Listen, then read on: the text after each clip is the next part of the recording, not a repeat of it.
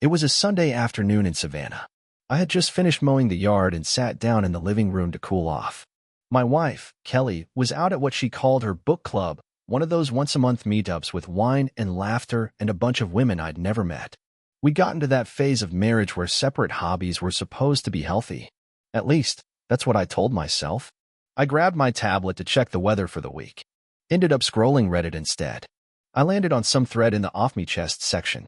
The title of one post caught my eye: "My wife writes secret stories online. I think I'm the husband in them." I clicked out of curiosity. A few lines in, someone had linked to the blog in question. I almost didn't bother. But boredom and something else, something I couldn't name, made me tap the link.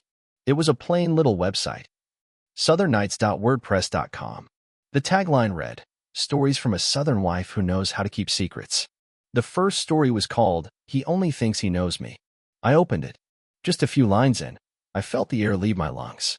He always sleeps on the left side of the bed, but when he whispers something dirty, it's always from his right. That's me. Exactly me. I've done that for as long as I can remember. I read further. She described the way he brewed coffee too strong every morning, how he whistled off-key while shaving, how he always wore mismatched socks on Sundays, one black, one navy. That's not some quirky made-up detail. That's real. That's me. I've got a drawer full of socks that look the same until you hold them up to the light. By now, I was sitting forward in the chair, heart pounding. The blog didn't use names, just initials. The author called herself J. Kelly's middle name is Janine. No one else calls her that, but she signs it that way on old birthday cards and email accounts. I scrolled to another post. Title: Sleeping with Power. It opened with this line: "He always finds a reason to check in when my husband's not around. His tie is too tight, his smile too confident, but I let him in anyway." The story went on to describe how she started an affair with her husband's boss, how it started with glances across company events, how it turned into long lunches, secret texts, hotel meetings. I know my boss, Ben Hayes. He's regional manager at the Public Works Department. Been there since I started. Tall, drives a black truck, married with 2 grown daughters. His cologne has that sharp cedar smell you can recognize from across a room. Halfway down the post, the author wrote, "He noticed my perfume right away, the one my husband said gave him a headache. That's when I knew he was paying attention. I told Kelly exactly that a month ago. I didn't like the smell, too strong, too sweet. I remember it clearly because she stopped wearing it around me. Guess she didn't stop wearing it altogether." I closed the blog and just sat there for a long time. The TV was still playing in the background, some cooking show I wasn't watching. Outside, kids were laughing a few houses down. A lawn mower started up somewhere. Life kept moving. But inside me, everything was stuck. Like I'd stepped in wet cement and now couldn't lift my feet. Was she really cheating on me? Or just fantasizing? Writing stories to blow off steam? Was that better? Or worse? Because it wasn't just the cheating I felt. It was the public nature of it. The lies behind the smiles. The way she'd come home after those book club nights and kiss me like nothing had happened. The way she had thousands of strangers cheering her on, calling her brave, while I sat at home thinking we were just tired, just getting older, just going through a quiet patch. That night, I didn't say a word to her. She came home smiling, set down her wine bottle, told me they were reading Gone Girl next month. I nodded and smiled like nothing was wrong. But in my head, I was already forming a plan. No confrontation. Not yet. Because now I knew who she really was. She just didn't know that I knew. I didn't sleep that night. Not really. I laid there next to Kelly, staring up at the ceiling while she slept like nothing was wrong. Her hand brushed mine once in her sleep, and I didn't move. Just let it sit there, like it belonged to a stranger. In the morning, while she was in the shower, I went straight for her laptop. She never locked it. That used to make me feel like I could trust her, like we had nothing to hide. Turns out, it just meant she was confident I'd never look. I opened the browser. The history was clean, too clean. Completely wiped. That told me all I needed to know. I clicked around, searching for anything. Opened her documents. Found a folder labeled Notes, then a Word file named southernnights_drafts.docs. My hands went cold. Inside were dozens of chapters. Edited, organized, labeled by date and tone. I scrolled through them and saw titles that matched the blog exactly, sometimes word for word. And at the top of one draft, she'd written a note. Change Ben's name before publishing. Ben. My boss. Regional director. Married. Well-liked. always dressed sharp. He once told me, half joking, that he wished his wife looked as good as Kelly did at her age. That memory hit different now. I closed the laptop, walked out of the room like it was on fire. The rest of that day, I moved like a ghost. I went to work, did my job, nodded through meetings, but inside, I was somewhere else, watching memories collapse in slow motion. The next evening, I made a fake email, then a new blog account under a different name. Something simple, Mike D. 1970. Just a guy who enjoyed reading stories and wanted to compliment the author. I left a comment under her latest post. Your writing feels so real. Ever worry someone close to you might figure out who you are? She responded the next day. Thanks, Mike. Not a chance. No one reads that close. That's the beauty of hiding in plain sight. I stared at the screen. This wasn't just an escape for her. It was a thrill.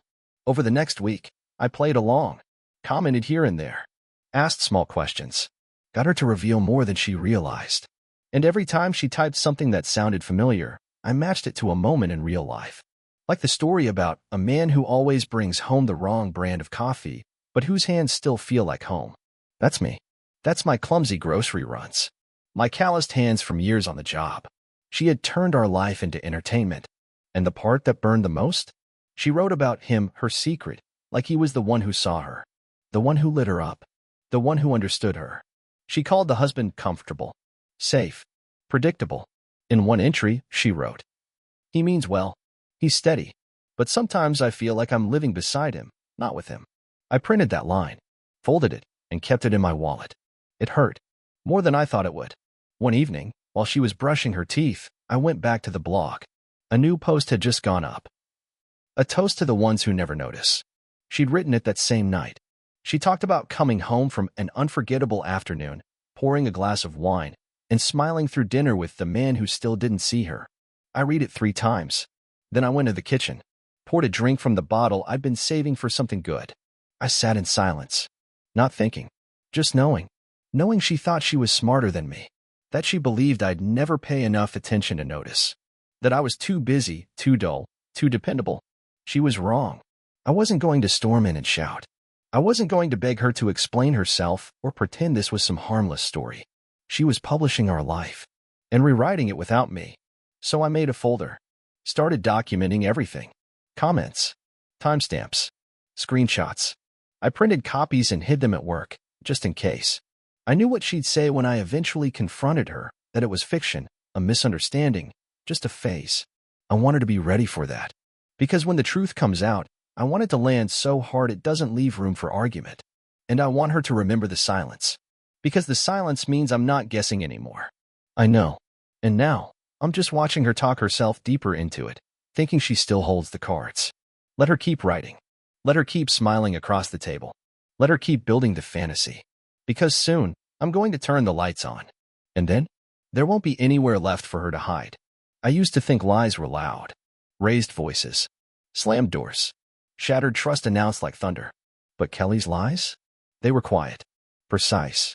The kind of lies you don't hear until it's too late.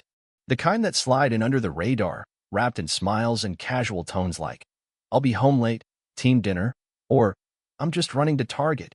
You need anything? She was good at it. Too good. But I was getting better. It happened on a Tuesday night, 2 weeks after I found the blog. I was sitting at the kitchen table with her laptop, headphones on so she'd think I was watching sports highlights. Really, I was reading her latest entry. Title, Hotel Room 409. It was the most detailed one yet. She wrote about checking in under a fake name, described the chill of the hotel air, the sound of rain outside the window, the scent of cedar soap in the bathroom. The story didn't say who he was, just that he brought wine, knew her favorite kind, and told her she looked too good to go home to just leftovers. I froze at that line. 2 weeks earlier, while I was out of town for a 3-day municipal training in Atlanta, Kelly told me she was staying in, catching up on laundry, and ordered Thai food. I remembered the exact conversation. I called that night, and she sounded distracted. Said she was folding towels. But in the story, she wrote, I told him I had to be home by 10. He said I deserved one night without folding towels. I stood up, opened the kitchen drawer, found the receipt I'd kept from the training hotel, the one with the date on it. Same day. She didn't just make up a story. She was writing about something that happened when I wasn't home. I dug through the folder. I'd started screenshots, notes, saved blog entries. Matched the post to the night. Matched the post to her text message. Matched her so-called laundry night with a timestamp on the story, posted the following afternoon. Her blog was a diary. A diary she thought I'd never read. She was giving herself away, piece by piece, to strangers online. And I was the fool sitting at home, eating leftovers she probably couldn't even taste anymore. The next day, I called the hotel she described in the blog. Said I needed a copy of a receipt for a work expense, even gave them her name. They said no record of her under that name. So I asked if they had anyone checked in under a different first name, but the same credit card billing address. After a pause, the woman on the phone said, "Yes, checked in as Jennifer L. on that date." "I'm afraid we can't share more than that, sir." That was enough. Jennifer was her childhood nickname. Her parents still used it sometimes. She didn't just go. She planned it. Carefully. Confidently. She really thought I'd never put the pieces together. That night, when she came home, I looked at her differently. She poured herself a glass of red, kissed me on the cheek, and said, "How was work?" I wanted to say, "It's funny. I think I've read about your day already." But I didn't. I smiled. Said, "Same as usual." Because it wasn't time yet. I was still collecting. That weekend, while she was in the shower, I checked her phone. Not her texts, those were clean. But she'd forgotten to log out of the blog's Gmail account on her phone browser. Inbox open. Notifications from WordPress, praise from anonymous readers, and one message with the subject line, "Your writing is addictive." I clicked it. It was from a man calling himself B. The message was short. Just a sentence. "Same time next week?" My chest tightened. Ben. My boss. She didn't even bother giving him a new letter. I backed out. Closed everything. Put the phone right back where I found it. Then I walked into the bathroom, kissed her shoulder, and told her the water smelled like lavender. She laughed. "It's new. You noticed?" I nodded. "Oh, I noticed." That night, I updated the folder. Added screenshots, made backup copies. I wasn't collecting for drama. I was preparing for impact. Not to argue. Not to catch her in the act. I wanted to show her the full mirror when the time came. No shadows. No defense. And now I had something even better than proof. I had a pattern. She used that hotel more than once. And B wasn't a one-time name. I had a friend who worked in city finance. With the right push, I could get hotel logs, card charges, even security timestamps. I wasn't angry. Not anymore. I was patient. Because I had one more question left to answer. How long had she been doing this? And how far had it gone? The thing about betrayal is it doesn't hit all at once. It sinks in slow, layer by layer. I used to think what Kelly did was recent. A bad chapter. A poor decision. But now I was starting to wonder if this wasn't a chapter at all. Maybe it was the whole second book she'd been writing behind my back. After I confirmed the hotel and that message from B, I spent the next week observing everything differently. The way she dressed on certain days. The way she carefully picked out earrings, then downplayed them as just felt like it. How she suddenly needed me time after dinner. I didn't push. Didn't accuse. I just watched. And I started digging. I didn't have access to her email, and I wasn't about to break the law. But I didn't need to. Because the blog gave me all the clues I needed. Every story had a tone, a timestamp. If you knew her real life, you could see the outlines of it beneath the fake names. So I made a spreadsheet. Yeah, I know. It sounds boring. But it gave me power. I listed every blog post. Matched it with where I was on that date. Business trips. Overtime weekends. That weekend I flew out for my cousin's retirement party. A story appeared the very next day titled "Quiet House, Loud Heart." She described missing him that night. Not me. The other one. The more I filled in, the clearer the picture became. This wasn't recent. This had started over a year ago. Maybe longer. That's when I made the second list about Ben. My boss. Her admirer. The man who once clapped me on the back and told me, "You're lucky to have a wife like that." I started watching him too. At work, he acted normal. Always had. Friendly. Charismatic. The kind of guy people liked without knowing why. But now I noticed the little things. How he always lingered after meetings. How he never asked about my family, not anymore. How he kept his phone upside down on the table every time we had lunch. Something was off. So I called an old friend of mine, Darren. He works in the city's finance division.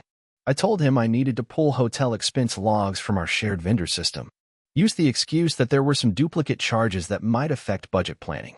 He didn't ask many questions. Just said, "Send me the dates." I gave him 3. 2 matched blog entries. The third was a guess. That night, he called me back. "Yeah," he said. "Ben's card was used at the Fairmont on all 3. Booked under a guest name each time, but the billing address? Same one tied to his corporate account." I thanked him. Hung up. Sat in silence. 3 hotel stays. All on days when I was out of town. All matching blog posts where he met her there again. I wasn't guessing anymore. It was him. And her. And it had been going on longer than I ever imagined. Now I had to decide what to do with that truth. I sat in the garage that night, lights off, just me and the hum of the extra fridge. I held my coffee mug like it meant something. Stared at the shelves I'd built with my own hands. Every corner of that space was mine. Except her. She'd chosen someone else. And not just anyone. Someone who sat above me at work. Someone who had smiled at my wedding photos. Someone who had let me shake his hand while he planned to ruin my life behind my back. That's when something changed in me. I wasn't going to blow up. Wasn't going to scream or throw punches. That's what they'd expect. That's what would make me look unstable. No. I was going to be smarter than both of them. I printed the hotel records. Highlighted the dates. I made copies of the blog entries that matched each one. Then I locked them away in a fireproof box. Because I wasn't just planning an exit. I was preparing a presentation. Something clear. Something complete. Something no one could deny. She thought she had the upper hand because I stayed quiet. What she didn't understand is silence isn't weakness. It's aim. And now I had my target. The first step wasn't anger. It was a meeting. Monday morning, I walked into work early. Earlier than usual. The kind of early that makes people raise their eyebrows and wonder if something's wrong.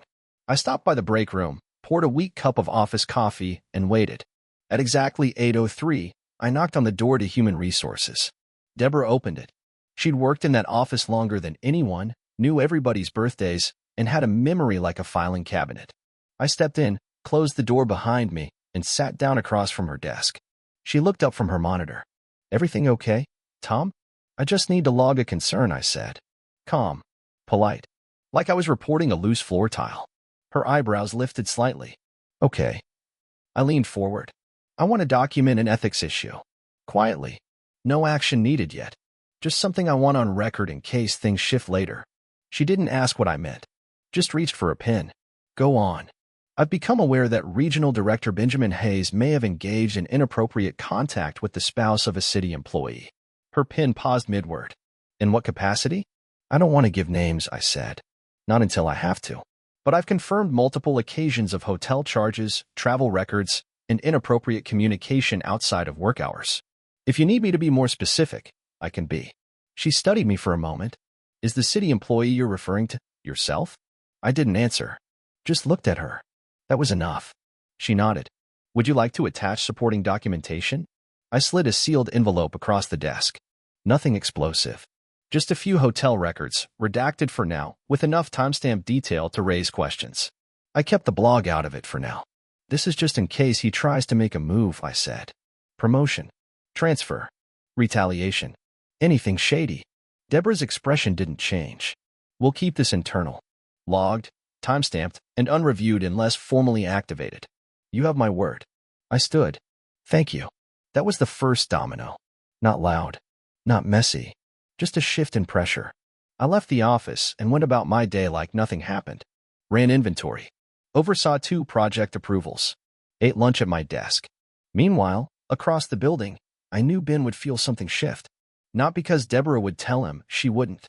But because people like Ben always sense when something's off. When someone stops playing their game. That afternoon, I passed him in the hallway. He clapped me on the back like always. "Tom, you're quiet today." "All good." I smiled. "Just focused. Anything I should know about?" I looked him in the eye, steady. "Not yet." It landed. I saw it. A flicker in his face, like a question he didn't want to ask. He kept walking. And I knew he felt it. At home that night, Kelly was all sunshine again. Wearing the sweater I bought her last Christmas, humming while she cooked something from one of her healthy blogs. She poured 2 glasses of wine. Handed me one like it meant something. "I was thinking maybe we should do a weekend trip," she said. "Just the 2 of us." I nodded. "That sounds nice." But inside, I was smiling for a different reason. She felt something too. She didn't know what, but she could feel it in the air that something had changed. And the timing was no accident. That blog post about him asking for a weekend away? It had gone up just 3 days earlier. I was done reacting. Now I was responding. After dinner, I excused myself and went to the garage. Opened the fireproof box. Checked the folder, added new labels.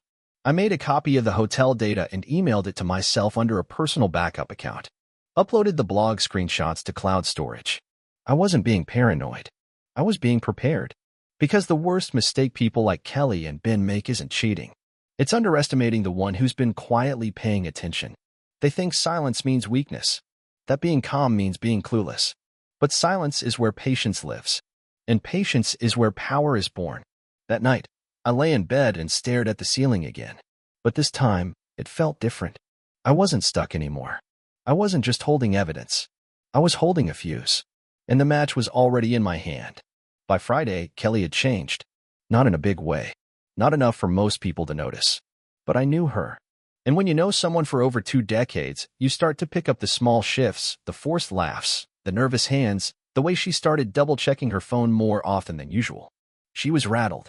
I hadn't said a word, but she could feel it. And that feeling was starting to eat at her. That morning, I watched her hover in front of the mirror longer than usual. She changed her earrings twice. Dabbed concealer under her eyes like she was hiding something more than just tired skin. "You good?" I asked casually from the doorway. She turned, almost startled. "Yeah, just work stress." I nodded. "Anything serious?"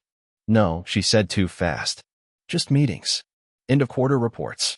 "You know." I did know. That wasn't her voice. That was her cover voice, the one she used when she was building a story on the fly. By noon, I got the email I'd been waiting for. It was from Deborah in HR. Subject: documentation secured. Request for formal sit-down pending. She'd sent the initial package to legal, sealed and private, just in case the situation escalated. I told her not to act yet. This wasn't about lawsuits or policies. Not yet. I wanted something else first. That afternoon, I left work early, with Ben's approval. He looked me over when I came by his office. "Big weekend planned?" I smiled. "Could be." He nodded. "Enjoy it. You've earned it." I said thanks. Then I walked straight to the local print shop. Inside my bag was a small USB drive with a single PDF file, a clean, printed layout of the most revealing blog entries. Titles. Dates. Key quotes. No profanity. Just detail. Enough to raise eyebrows and open eyes.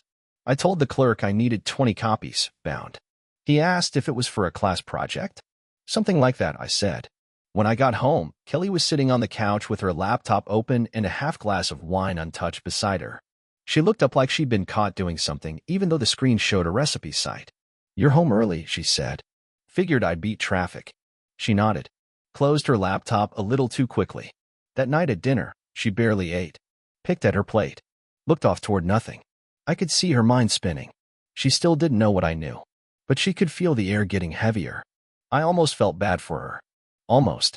After the dishes were done, she sat across from me and crossed her arms. "Tom, is something wrong?" I shook my head. "Why would you ask that? You've just been different lately. Quieter." I leaned back in my chair. Looked her in the eye. "You ever get to a point where you're done asking questions?" She blinked. "What kind of questions?" "The kind you already know the answers to. You just don't want to admit it." She swallowed.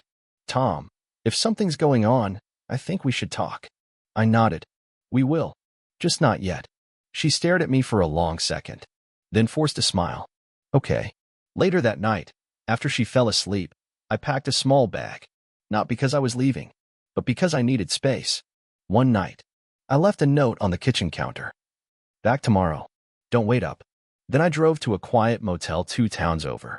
I checked in under my middle name, paid in cash, and sat in the room with nothing but a notepad, my folder of printouts, and the sound of the air conditioner buzzing softly in the corner. And I wrote. I drafted a letter. Not to her. To the committee organizing next month's community banquet, the same one where Kelly was scheduled to receive the Civic Woman of the Year award. A big honor. Photos. Speeches. Press. She'd been planning her outfit for weeks. I wrote it carefully. No accusations. Just facts. A private tip. An anonymous submission. Along with the printed booklet of selected writings from her blog, enough to show who she really was, behind the curtains and polite handshakes. I didn't sign it. Didn't need to. Some truths don't need a name. They speak loud enough on their own. I sealed the envelope, placed it beside my keys, and turned off the light. Tomorrow, I'd mail it. And that would be the beginning of the end. Not a blow-up. Not a fight. Just truth. Delivered quietly. Like a letter slipped under the door, the kind that changes everything once opened. It started with a phone call. I was sitting at the kitchen table, sipping my morning coffee, when Kelly's phone buzzed on the counter. She was still upstairs, drying her hair. The screen lit up. Savannah Civic Foundation. She hadn't told me they called. She would later, but not in real time. When she finally came downstairs, she was smiling too wide, holding her phone like it had burned her. They just wanted to confirm my speech, she said, avoiding my eyes. I nodded. You excited? Of course. Pause. They said they might want to move me to a different time slot. Not sure why. I could see the tension behind her eyes. She didn't know what was happening. Not yet. But she felt it. A shift. A tremor just under the surface of the perfect little world she'd built. That was Friday. By Monday, it had grown worse. She came home from work quiet. Stiff. Distracted. Something happened? I asked. No. I just had a weird vibe at the office today. What kind of vibe? She waved her hand. I don't know. People acting strange. Whispering. I think someone's starting rumors. She tried to play it off, but her voice cracked a little at the end. I nodded slowly. Maybe it's just in your head. She looked at me then a hard, like she was searching my face for something. A tell. A hint. But I gave her nothing. She turned away and started chopping vegetables like the conversation never happened. Later that evening, while she was out back watering the plants, I checked the blog. New post. Sometimes the mirror cracks first. In it, she described a woman being watched. How her neighbors smiled differently. How the grocery store clerk didn't say hello like usual. How even her own husband seemed to be moving quieter lately, like he was waiting for something. Maybe he knows. Maybe he always did, she wrote. She was spiraling. And I knew she wouldn't stop writing. It was her way of holding on to control. But the blog wasn't control anymore. It was evidence. The next day at work, I ran into Ben in the elevator. Just the two of us. He looked tired. Less polished. Tie loose, shirt wrinkled near the collar. He didn't say much. Until the doors opened. Then he turned slightly and said, You ever get the feeling someone's watching you? I smiled. Why? You feeling guilty about something? He blinked, just for a second. That was all I needed. I stepped off the elevator and walked away. That afternoon, I got a message from HR. Not Deborah this time, someone from legal. They'd begun an internal review into ethical concerns raised regarding staff conduct. I wasn't named. Didn't need to be. Ben had always played the game like he couldn't lose. Now the rules were changing. That evening at home, Kelly barely touched her food. She kept checking her phone. Started one conversation, forgot what she was saying halfway through, then asked again if I was okay. I told her I was fine. And I was.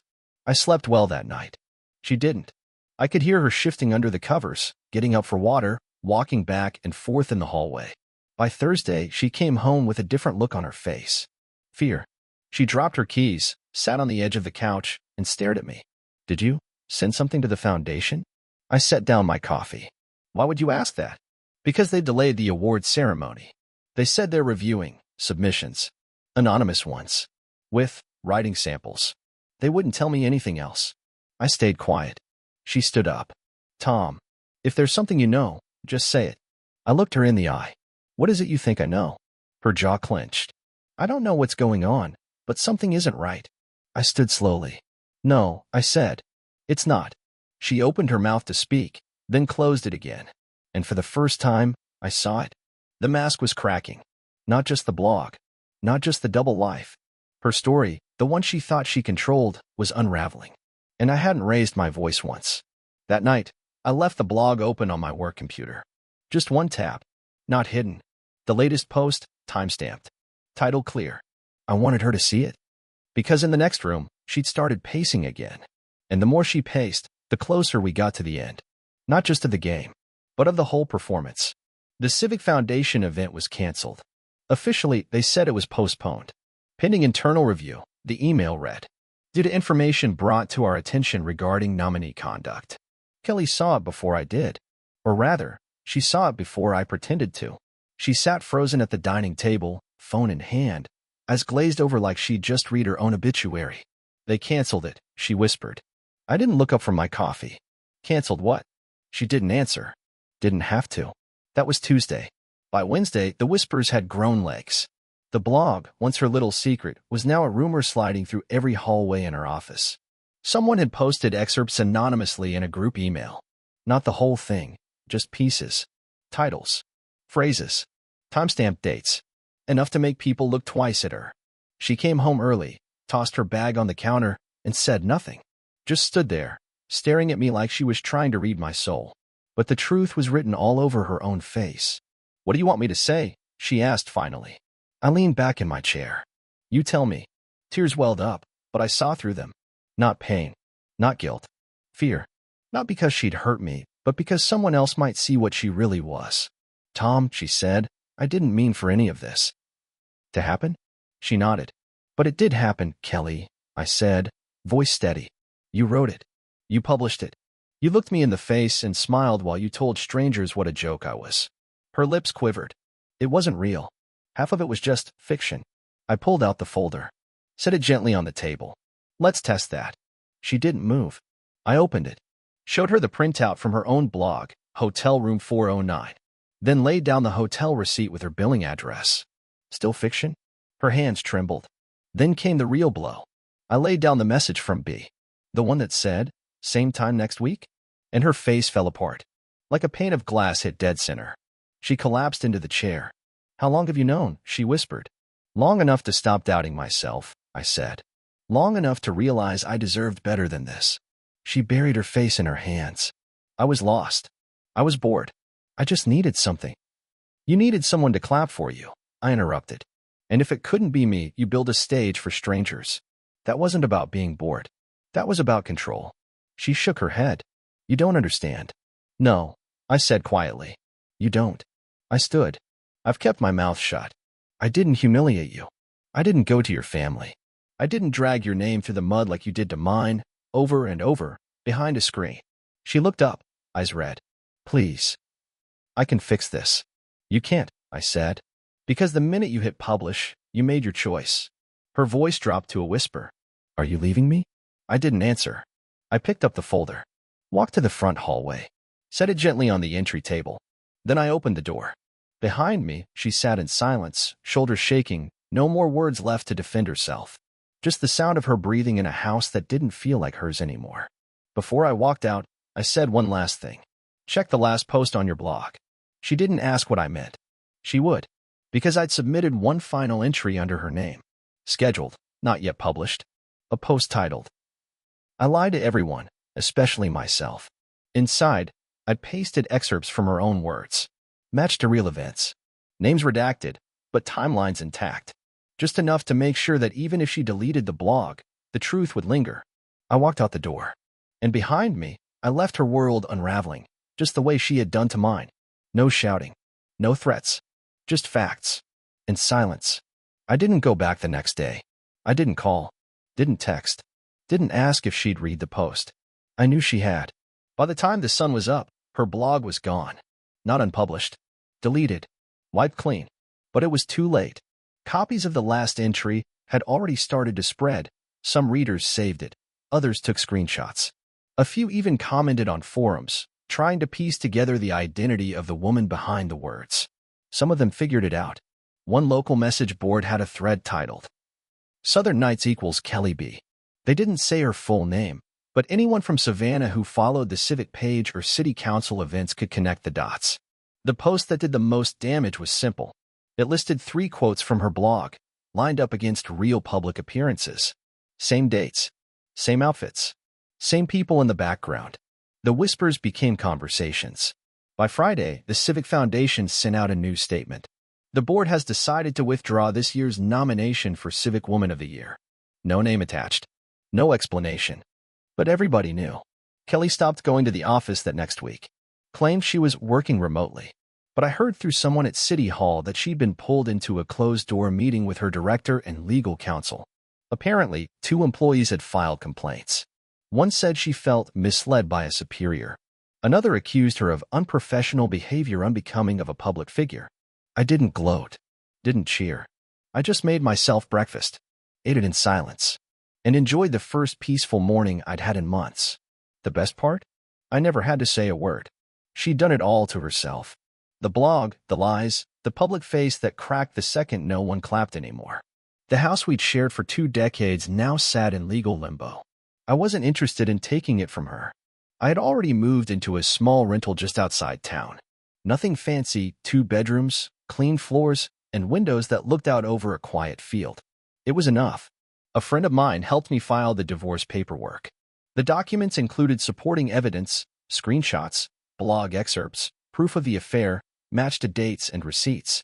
Georgia's divorce laws don't always punish infidelity, but they certainly don't reward it. My attorney told me later she didn't even try to fight it. She waived her claim to spousal support, probably because she knew it wouldn't go her way in court. The only thing she kept was her maiden name. And the silence. We never sat down for the big talk. Never rehashed what she did. She didn't beg. I didn't demand. There was no point. Everything that needed to be said had already been written. By her. For everyone to see. Then, my old boss didn't survive the fallout either. I heard he was asked to resign quietly. No press. No drama. Just a memo that said personal reasons. But word travels in small towns, and no one believed that for a second. His wife left him. His daughters stopped speaking to him. He tried to reach out once. Sent me a short email. We all make mistakes. I hope someday you'll understand. I never replied. Some things don't deserve closure. One afternoon, about a month after the last post went live, I ran into Kelly at the grocery store. We stood in the same aisle, half a cart between us. She looked smaller than I remembered. Tired. She gave me a faint smile. You look well, she said. I nodded. I am. She looked down. I miss. A lot. I let that sit for a second. Then I said, what you miss was never real. She blinked. What do you mean? The version of us you wrote about, the bored husband, the quiet fool, that wasn't me.